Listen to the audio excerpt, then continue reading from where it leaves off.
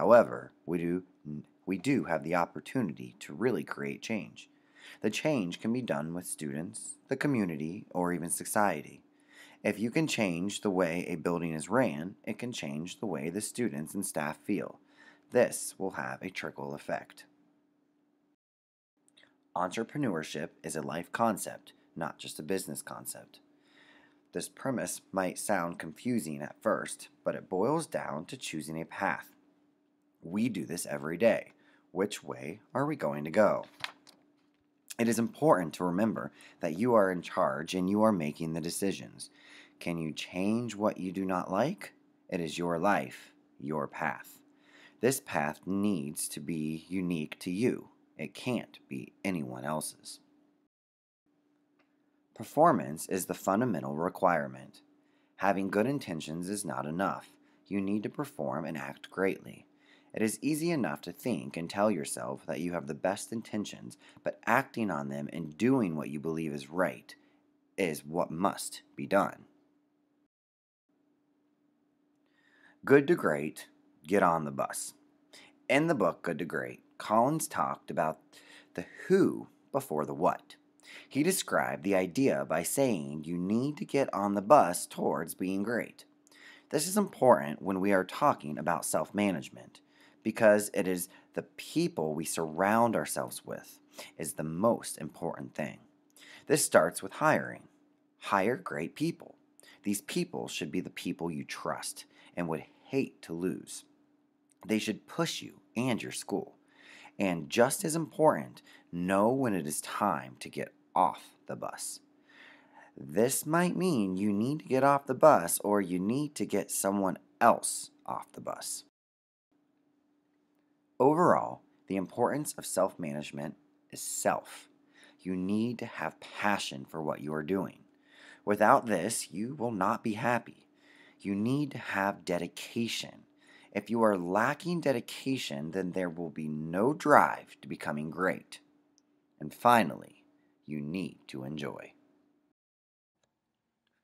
Kristen Messenheimer was given the task to discuss culture.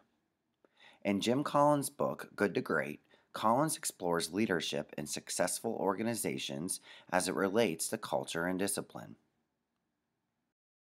Collins first discusses a culture of discipline in terms of needing to make sure the right people are on the bus. He acknowledges that organizations that have to focus on bureaucratic rules tend to drive the right people away from the organization. As the right people leave, the organization is forced to create more rules in order to manage the wrong people, which in turn causes even more of the right people to leave. According to Collins, it is essential that you are selecting the right people for your team to ensure that there is a balance of discipline while also maintaining an entrepreneurial environment which offers room for creativity. In order to create a great organization, the four basic fundamentals that Collins discusses in terms of a culture of discipline are having a balance between framework and freedom, ensuring a culture in which you have self-disciplined people that fulfill their responsibilities, not getting discipline confused with tyranny, and being willing to acknowledge what you should stop doing. Collins' first fundamental, the concept of framework versus freedom, can be seen clearly in his analogy of an airline pilot. Pilots must follow the air traffic system guidelines in order to ensure the safety of the passengers. They have a set of expectations and rules in which they must abide. However, in the event of unforeseen circumstances such as weather or plane troubles, the pilot must be able to operate with the freedom to choose the best course of action to keep his or her plane passengers safe. Within a successful organization, this framework exists to ensure structure, but within the framework, there's the ability to exercise individual freedom. This could be compared to using standards within a classroom. The standards are the framework, but within that framework, teachers can choose to teach in a way that best meets the needs of his or her students. With providing freedom comes the need to have self-disciplined people to begin with. Leaders need to be mindful of getting people on board that are willing to do whatever they need to do for the good of the organization. If you have the right people, then you will not waste time and resources trying to manage the wrong people. Part of getting the right people involves finding people that recognize that the small steps make a big difference. Collins acknowledges the rinsing the cottage cheese analogy, in which he discusses how a triathlon and Ironman competitor, David Scott, would literally rinse his cottage cheese in order to get rid of the extra fat. He did this as a small step to work toward a larger goal. However, this idea of rinsing the cottage cheese should be a top-down initiative in which executives model this behavior. For example, Wells Fargo is known for eliminating many luxuries at an executive level first in order to model for employees that these small cuts can add up to make a big difference in an organization. This leads into Collins' idea that discipline needs to be a team effort rather than an individual. Many organizations make the mistake of having a leader that, while strong, does not share the strength with the staff.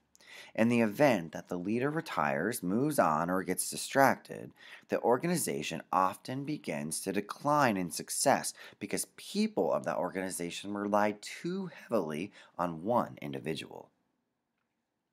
Lastly, Collins believes that while many organizations focus effort on to-do lists, they do not spend as much time thinking about their stop-doing lists. It is essential for organizations to narrow their efforts in on what is needed and most important at that time. This often requires the discipline to know when you need to say no. Thank you to new opportunities. An organization needs to focus on what is helping their organization. And if something is not moving it in the right direction, then they should stop doing it. Part 6 is on organization. This section was created by Gina Pirro. She chose to highlight an article written by Collins in 2001 that summarizes the key concepts in his book, Good to Great.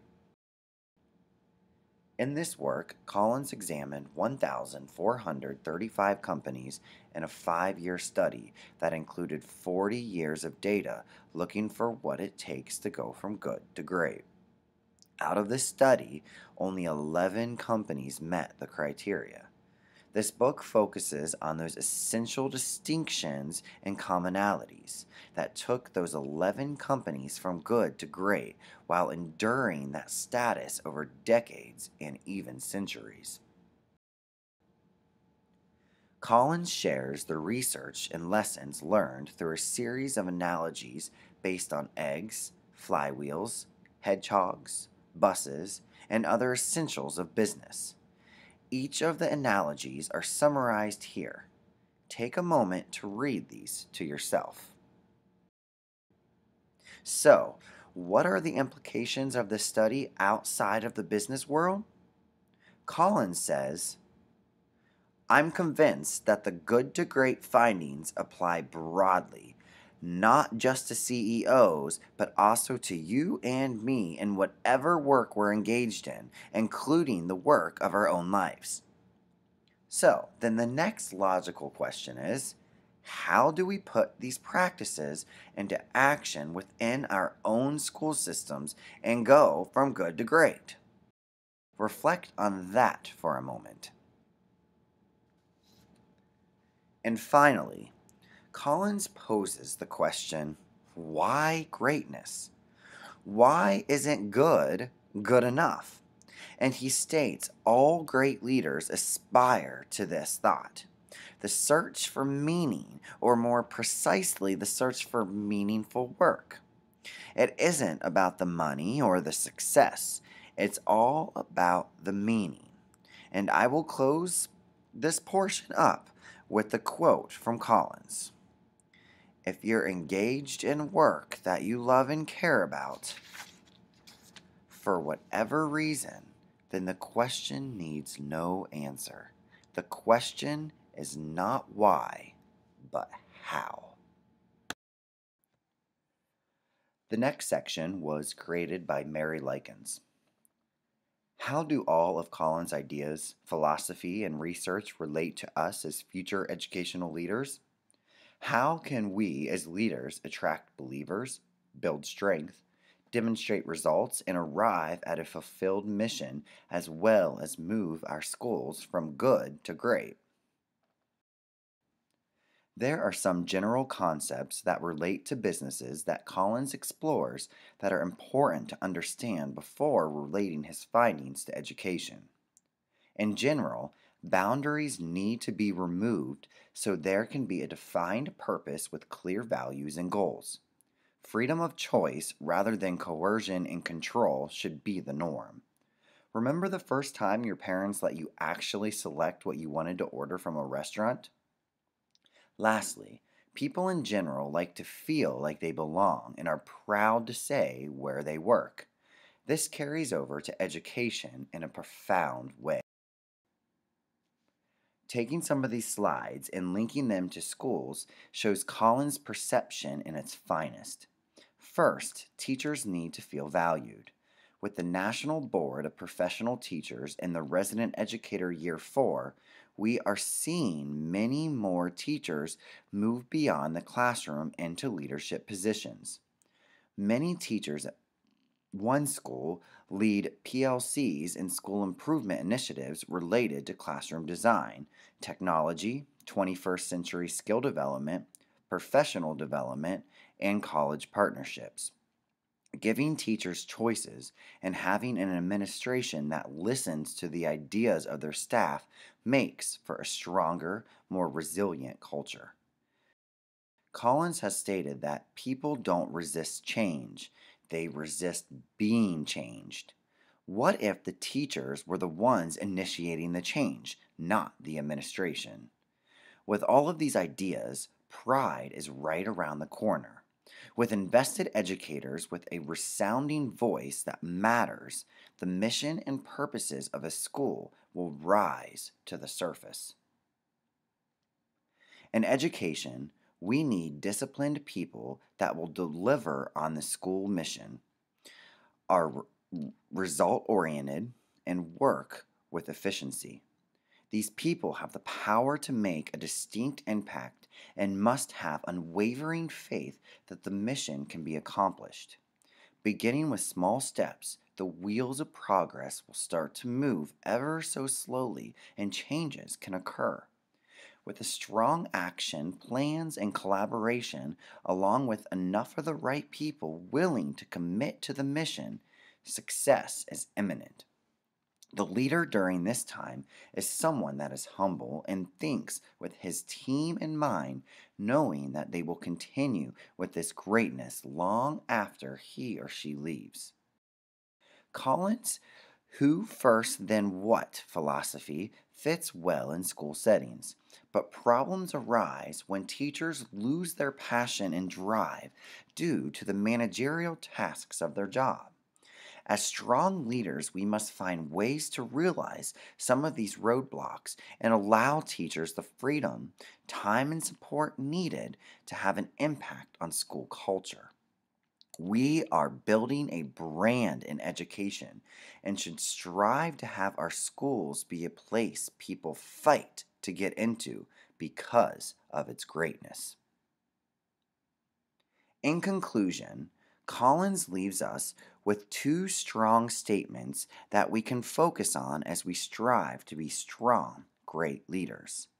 We must make a conscious choice and have the discipline required to make a difference in our schools.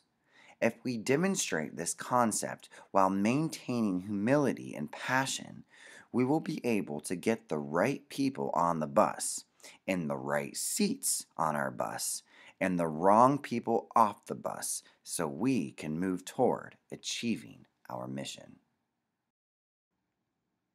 Now it's your turn. Please go to the